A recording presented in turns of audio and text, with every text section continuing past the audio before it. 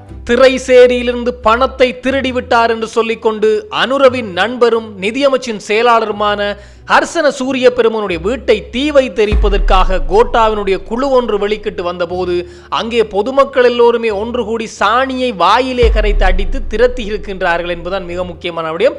தப்பியோடி இருக்கின்றார்களாம் இந்த கோட்டாபய ராஜபக்சவனுடைய குழு என்ற தகவல் இப்போது வெளியாகி இருக்கின்றது. மேலும் இப்போது இந்த அரசாங்கம் 2.5 மில்லியன் அமெரிக்க டாலர்கள் மாத்திரம் காணாமல் போகவில்லை, மேலும் பல பணம் காணாமல் போயிருக்கின்ற செய்தியை இன்றைய தினம் நலிந்த ஜெயதிச அமைச்சரவை முடிவுகளை அறிவிக்கின்ற போது வெளியிட்டிருக்கின்றார்.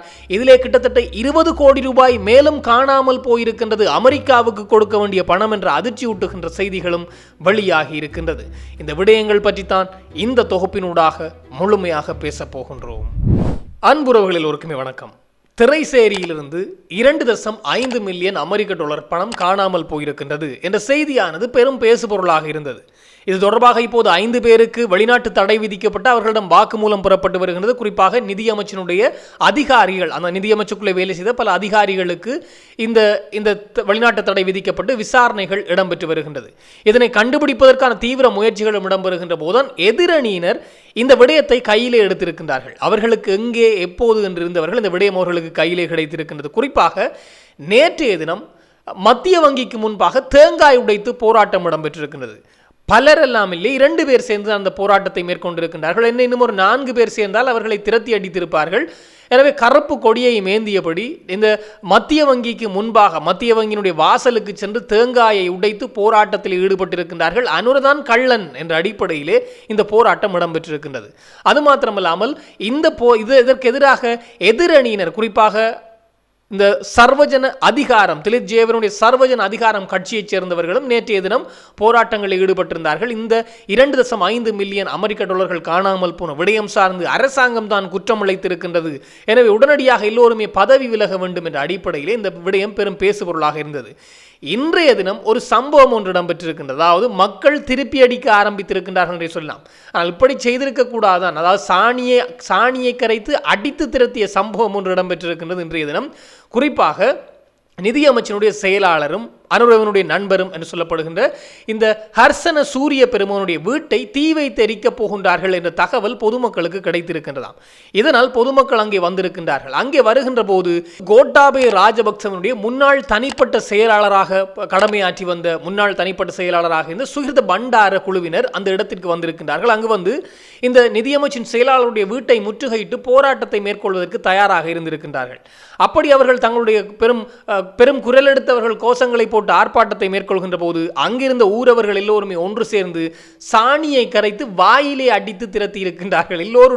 எல்லோருடைய உடுப்புகளிலுமே சாணி அப்பப்பட்டிருக்கின்றது. எல்லோருமே தப்பியோடி இருக்கின்றார்கள் தான் சொல்ல வேண்டும். இந்த சுகிர்த பண்டார போன்றவர்கள் எல்லாம் தப்பியோடி இருக்கின்றார்கள். அதிலும் இந்த திரைப்படங்களை பார்க்கின்ற போது கதாநாயகனிடம் அடி வாங்கிய வில்லன்கள் அந்த ஜீப் வாகனங்களிலே வேகமாக ஓடி சென்று தப்பி ஓடுவார்கள். அதே போன்ற ஒரு பாணியிலே தான் இன்றைய தினம் அதுவும் அந்த ஹர்சன சூரியப்பனுடைய வீட்டுக்கு முன்பாக கூடிய இந்த சுகிர்த பண்டார குழுவினர் திரட்டி அடிக்கப்பட்டு, சாணியால் விரட்டி அடிக்கப்பட்டு, முட்டை சாணியால் விரட்டி அடிக்கப்பட்டு அவர்கள் தப்பியோடி ஜீப்கள் ஆட்டோவிலே தப்பியோடிய சம்பவங்கள் எல்லாம் இடம்பெற்றிருக்கின்றது. எனவே இது மக்களிடம் கேட்டபோது இந்த வீட்டை எரிப்பதற்காக அவர்கள் வருகின்றார்கள் என்ற தகவல் எங்களுக்கு கிடைத்திருந்தது.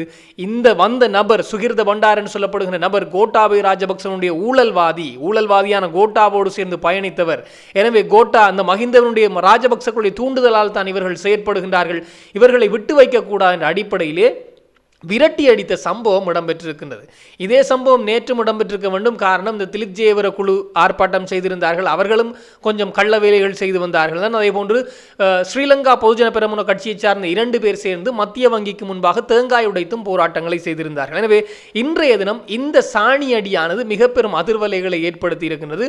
போலீசார் குறுக்கிட்டிருக்காவிட்டால் முழுமையாக அவர்கள் சாணியாலே இந்த சுகிர்த பண்டார குழுவை மூழ்கடித்திருப்பார்கள் என்பது மிக முக்கியமான விடயம். தப்பி ஓடி இருக்கின்ற தப்பியோடிய பின் அவர்கள் அங்கே தூரத்திலே இருந்து கொண்டு, அதாவது இன்னும் ஒரு இடத்திற்கு சென்றுதான் ஊடகங்களுக்கு பேட்டி கொடுத்திருக்கின்றார்கள் என்பது மிக முக்கியமான விடயம். எனவே அங்கிருந்த பொதுமக்கள் கூடி கடும் ஆக்ரோஷத்தோடு, அதாவது இந்த விடயம், அதாவது இவர்கள்தான் மிக பெரும் ஊழல்வாதிகள், இவர்களை பிடித்து உள்ளே போட வேண்டும் இந்த அரசாங்கம் என்ற அடிப்படையிலே தங்களுடைய கருத்தையும் ஆதங்கத்தையும் தெரிவித்திருக்கின்றார்கள். எனவே சாணி அடி வாங்கி தப்பி ஓடி இருக்கின்றார்கள். இனி மக்கள் ஒவ்வொரு இடத்திலும் இப்படி அடிக்க வாய்ப்புகள் இருக்கின்றது. காரணம், இந்த அரசுக்கு எதிராக கிளந்தெழுகின்ற எதிரணியினருக்கு என்பது மிக முக்கியமான விடயம். இன்றைக்கு சஜித் பிரேமதாச தரப்பு மக்களிடம் சாணியடி வாங்க போகின்றது தெரியவில்லை. காரணம், இப்போது அவர்கள்தான் அதிகமாக தேவையே இல்லாமல் துள்ளிக் கொண்டிருக்கின்றார்கள் என்பது மிக முக்கியமான விடயம். அதிலும் இந்த அரசாங்கத்திற்கு எதிராக இந்த ஒருங்கிணைந்த எதிரணியினர் என்ற போர்வையிலே ரணிலுக்கு அழைப்பு விடுத்திருக்கின்றார்களாம். அதாவது வந்து எங்களோடு சேர்ந்து கொள்ளுங்கள் என்ற அடிப்படையில் சஜித் பிரேமதாச தரப்பு ரணிலுக்கு அழைப்பு விடுக்கப்பட்டிருக்கிறது. ஆனால் ரணில் தரப்பு இப்போது மறுத்து விட்டார்கள். நாங்கள் எல்லாம் போய் யாரோடும் சேரப்போவதில்லை, விரும்பினால் நீங்கள் வந்து தாய் கட்சியிலே சேர்ந்து கொள்ளுங்கள் என்ற அடிப்படையிலே அந்த தரப்பு இப்போது அதை மறுத்திருக்கின்றது. அதாவது ஐக்கிய தேசிய கட்சியின் பொதுச் செயலாளர் தலதா அத்துக்கோரல் இந்த விடயத்தை தெரிவித்திருக்கின்றாராம் இந்த சஜித் தரப்பை நோக்கி. எனவே நாங்கள் ஒன்றும் உங்களோடு வந்து சேரப்போவதில்லை, தாய் கட்சி எங்களுடையதுதான், வந்து சேருங்கள் என்ற அடிப்படையில். எனவே எதிரணியினர் இப்போது தீவிரமான முன்னகர்வுகளை மேற்கொள்கின்றார்கள். இந்த விடயத்தை 2.5 மில்லியன் டாலர்கள், அமெரிக்க டாலர்கள் காணாமல் போன விடயத்தை மையமாக கொண்டு இந்த அரசாங்கத்தை அப்படியே முடித்துவிட வேண்டும் என்பதிலே கொஞ்சம் கவனமாக இருக்கின்றார்கள். அதிலே பிட் பாக்கெட் அரசாங்கம் என்ற அடிப்படையிலே நாமல் ராஜபக்ச நேற்று தெரிவித்திருந்த விடயமும் கவனத்தை ஈர்த்திருந்தது. இன்றைய தினம் சுகிர்த பண்டார கடுமையாக சாணி அடி வாங்கி தப்பியோடிய சம்பவங்களும் இடம்பெற்றிருக்கின்றது.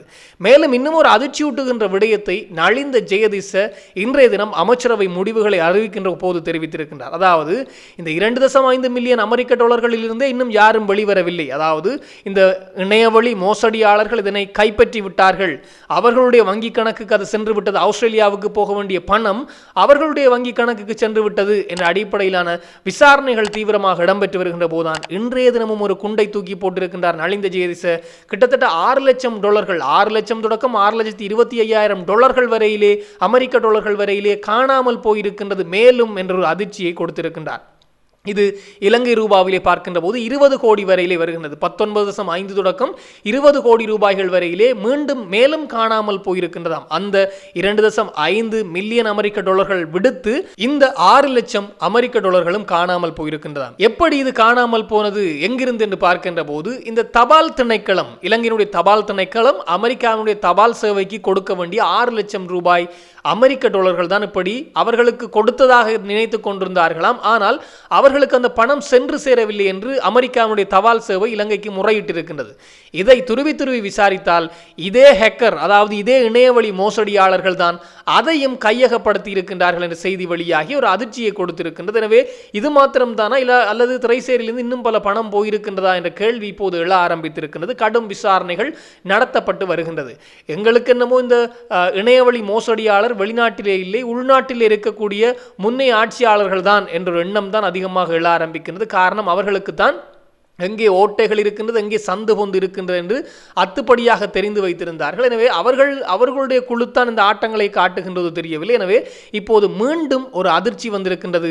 6 லட்சம் தொடக்கம் 6,25,000 அமெரிக்க டாலர்கள் காணாமல் போயிருக்கின்றது. அதாவது இலங்கை ரூபாவில் 20 கோடி வரையிலே இன்றைய மதிப்புக்கு.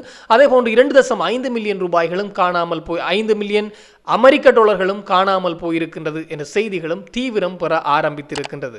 இது தொடர்பாக இன்னும் பல தகவல்கள் வருகின்ற போது உடனுக்குடன் தெளிவுபடுத்த நானும் தயாராக இருக்கிறேன். இன்னும் ஒரு தொகுப்போடு சந்திக்கலாம். உங்களிடம் விடைபெறும் நான் என்றும் உங்கள் அன்பின் ஈழன். வணக்கம்.